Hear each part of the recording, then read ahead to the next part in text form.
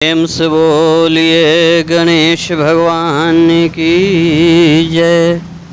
बुध प्रदोष व्रत कथा जरूर करनी और सुननी चाहिए।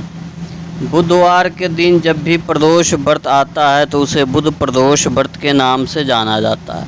कहा जाता है कि प्रदोष व्रत के प्रभाव से व्यक्ति की सभी मनोकामनाएं पूरी होती है, साथ ही भगवान शिव और माता पार्वती का आशीर्वाद प्राप्त होता है। यदि आप प्रदोष व्रत करते हैं तो बुध प्रदोष व्रत का पाठ जरूर करें, वरना आपकी पूजा रह सकती है अधूरी।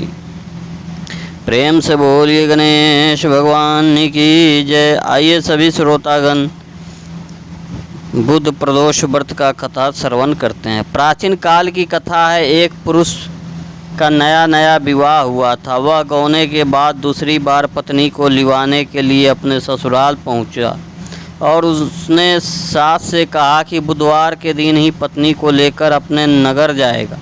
उस पुरुष के सास ससुर ने सालियों ने उसको समझाया कि बुधवार को पत्नी को विदा कराकर ले जाना शुभ नहीं है, लेकिन वह पुरुष अपनी जिद से टस से मस नहीं हुआ। विवश होकर सास ससुर को अपनी जमात और पुत्री को भारी मन से विदा करना पड़ा।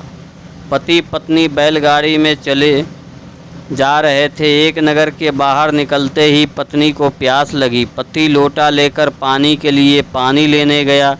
जब वह पानी लेकर लौटा तो उसके क्रोध और आश्चर्य की सीमा न रही, क्योंकि उसकी पत्नी किसी अन्य पुरुष के लाए लोटे में से पानी पीकर हंस कर बतिया कर रही थी।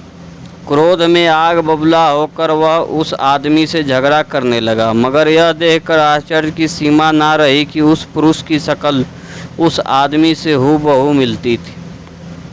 हम सकल आदमियों को झगड़ते हुए जब काफ़ी देर हो गया तो वहाँ आने जाने वाले की भीड़ एकत्रित हो गई। सिपाही भी आ गया। सिपाही ने स्त्री से पूछा कि इन दोनों में से कौन सा आदमी तेरा पति है, तो वो बेचारी असमंजस में पड़ गई, क्योंकि दोनों की शक्ल एक दूसरे से बिल्कुल मिलती जुलती थी।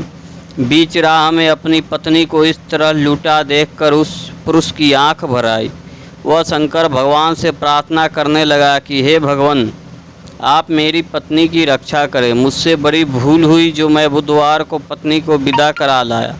भविष्य में ऐसा अपराध कदापि नहीं करूंगा। उसकी वह प्रार्थना जैसे ही पूरी हुई, दूसरा पुरुष अंतर्ध्यान हो गया और वह पुरुष सकुशल अपनी पत्नी के साथ अपने घर पहुंच गया। उस दिन के बाद पति पत्नी नियम पूर्वक बुधवार प्रदोष व्रत रखने लगे। बोलो भगवान शंकर की जय, माता पार्वती की जय।